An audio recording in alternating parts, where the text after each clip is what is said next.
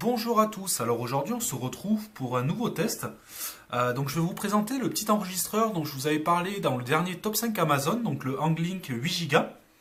On va voir un petit peu ses caractéristiques. Donc on va le déballer. Donc j'ai déjà déballé, je l'ai déjà pas mal testé. Donc là je m'excuse pour la qualité de son, j'enregistre avec le son de la caméra, c'est temporaire. C'est pour ça aussi que je me suis équipé d'un petit enregistreur et d'un micro que je vous présenterai, que je n'ai pas encore reçu mais que je vais vous présenter dans quelques jours. Voilà, donc voilà le petit enregistreur. Donc je vais zoomer un petit peu. Voilà, que vous puissiez voir. Voilà, donc un petit enregistreur, bon, assez classique mais bien pratique, avec les micros au-dessus. Donc de ce que j'ai vu, apparemment il n'y a pas vraiment deux micros dedans en fait. Vous avez un micro juste ici, c'est pour l'esthétique, ils ont fait les deux sorties. Mais bon, on va voir qu'au niveau de la qualité ça reste quand même plutôt correct. Au niveau donc, on va faire un petit peu le tour. Donc ici bon, vous avez les principaux boutons de navigation. Donc enregistrement, le play pause, avance donc retour en arrière.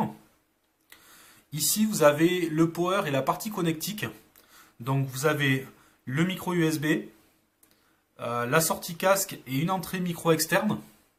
Donc ça, on verra par la suite. Je vous le testerai dès que j'aurai le micro. Ici, on va avoir les différents boutons de navigation avec la possibilité de bloquer tous les boutons. Donc ça, c'est plutôt pas mal si vous voulez vous en servir avec un micro-cravate. Vous pouvez le mettre dans la poche et il n'y aura aucun souci. Peut-être on va dire le seul défaut qu'il va y avoir, c'est comme la connectique est sur le côté, ça risque peut-être de vous gêner, mais avec une fiche coudée, ça passe à peu près. Au niveau de la taille, c'est vraiment compact. C'est vraiment assez compact. Donc il a sa propre batterie, c'est une batterie rechargeable. Donc les données constructeurs le donnent à peu près à 12 heures d'autonomie. J'ai pas encore assez de recul là-dessus pour vous les confirmer ou pas. Par contre, moi je sais que je l'ai utilisé à peu près 4-5 heures et la batterie m'affiche encore 2 ou 3 barres. Donc c'est plutôt pas mal. Il intègre une mémoire de 8 Go. Après, à savoir, voilà, que sur la qualité générale, voilà, on est sur un produit à 25 euros. C'est sûr qu'on ne pourra en aucun cas le comparer à un Zoom H1. Je vais le dézoomer un petit peu. Voilà, ça reste un petit enregistreur à 25 euros. Mais vous allez voir que la qualité est plutôt pas mal. Donc je vais l'allumer, vous montrer vite fait un petit peu à quoi ressemble l'affichage. Alors le petit défaut qu'on va avoir, voilà, on le voit en caméra, c'est que l'écran, en fait, on perd assez vite l'affichage, ça c'est un petit peu dommage. Mais bon, on va avoir toutes les données donc, qui sont nécessaires. Ici, c'est le volume du haut-parleur en lecture. Ici en haut, vous allez avoir le numéro du dossier ainsi que le numéro de piste. Et en bas, vous allez avoir le temps. Ce qui est pas mal, c'est qu'en enregistrement, vous avez une LED. En fait, dès que l'enregistrement va se lancer, voilà, il y a une petite LED rouge ici qui s'allume. Ce qui vous permet de voir s'il est en enregistrement, même si vous ne voyez pas l'écran. Voilà, pareil pour lancer et arrêter l'enregistrement, ça c'est pas mal pour éviter toute mauvaise manipulation. Il faut un appui quand même assez long. Si vous faites juste un à-coup, il ne va pas forcément prendre. Donc ça c'est plutôt pas mal. Au niveau de la petite enceinte intégrée, c'est assez propre. Je ne sais pas trop si on va entendre à la caméra. Qui s'allume, ce qui vous permet de voir s'il est en enregistrement, même si vous ne voyez pas l'écran. Ici qui s'allume, ce qui vous permet de voir s'il est en enregistrement. Voilà, on a quand même un haut-parleur qui sort quelque chose d'assez propre, même en musique, parce que vous pouvez vous en servir de lecteur MP3. Et le haut-parleur est plutôt pas mal. Donc là-dessus, c'est assez sympathique. Ce qu'on va faire pour la suite de la vidéo, je vais tout simplement continuer à enregistrer avec, directement avec son micro interne. Et ce que je vais faire, c'est que je vais vous le mettre... Attendez, hop.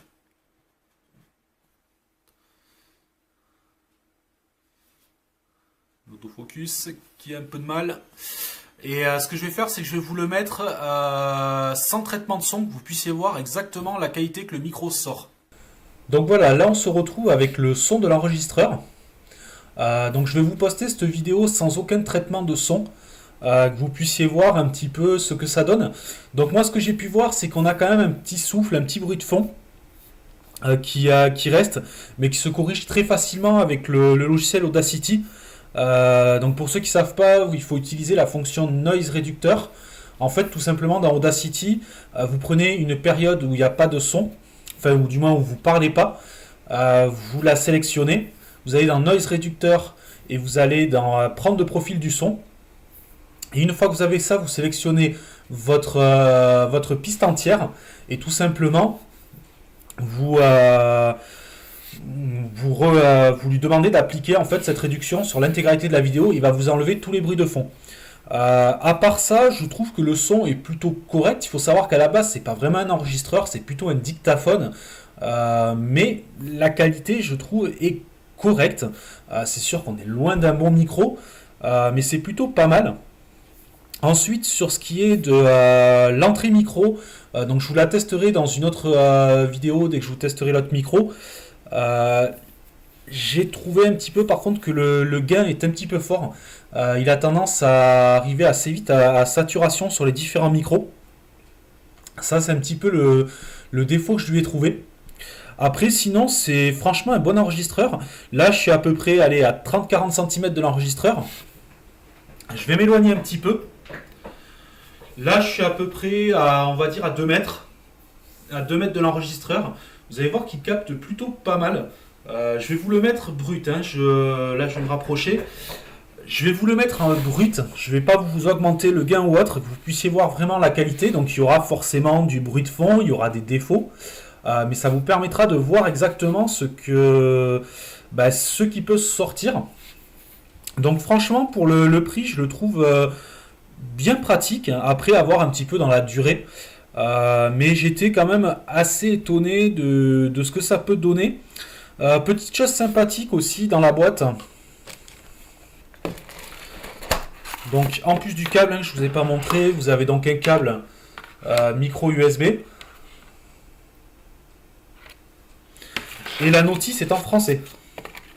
Donc ça c'est pas mal parce que sur ce genre d'appareil c'est quand même assez rare. Mais vous avez voilà une notice qui est en français. Donc je sais pas s'il va vouloir faire le focus. Focus un petit peu capricieux aujourd'hui. Après c'est blanc sur blanc. Voilà, donc ça c'est plutôt pas mal. Bon après c'est très simple d'utilisation. Vous n'aurez pas forcément besoin de la notice. Vous allez voir, vous avez en fait un mode lecture, un mode enregistrement. Vous pouvez supprimer les fichiers directement sur le dictaphone, ça c'est plutôt pas mal. Ce qu'on regrettera par contre, c'est le fait de ne pas avoir de volume micro.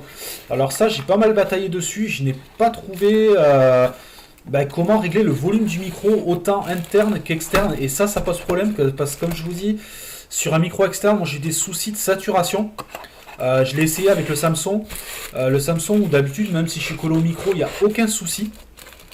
Là, malheureusement, j'ai remarqué que je suis obligé de m'éloigner un petit peu parce que le micro arrive assez vite à saturation. Donc ça, c'est un petit peu dommage.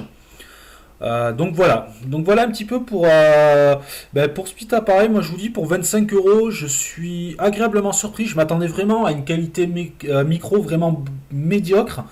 Là c'est sûr, ça reste quand même très limite, mais je trouve que par exemple par rapport à un micro interne de caméra ou autre, on a quelque chose qui absorbe un peu plus les résonances et un micro assez clair. Donc c'est vrai que voilà, je trouve ça plutôt pas mal. Il capte assez loin. Il a l'avantage d'être petit, d'être léger, d'avoir une bonne autonomie. Donc voilà, quelques points négatifs, mais après voilà, on est quand même sur une gamme de prix qui est très très basse, donc on ne peut pas forcément non plus trop critiquer. On en a pour son argent, on va dire, même peut-être un petit peu mieux. Donc voilà un petit peu pour le tour de cette machine-là. Comme d'habitude, si vous avez des questions, n'hésitez pas dans les commentaires. Je vous retrouverai aussi pour de nouveaux tests dans les prochains jours. Donc on aura une souris de chez SteelSeries et un micro, donc qui sera le micro que je vais utiliser pour ce genre de vidéo où je ne suis pas forcément devant le PC. Donc c'est un micro, vous allez voir, bon, d'une grande marque, hein. J'ai pas trop voilà, pris de risque sur ce coup-là. Donc voilà, ça nous permettra de tester un petit peu plus en condition cet enregistreur. Sur ce, je vous dis à une prochaine vidéo. Ciao ciao!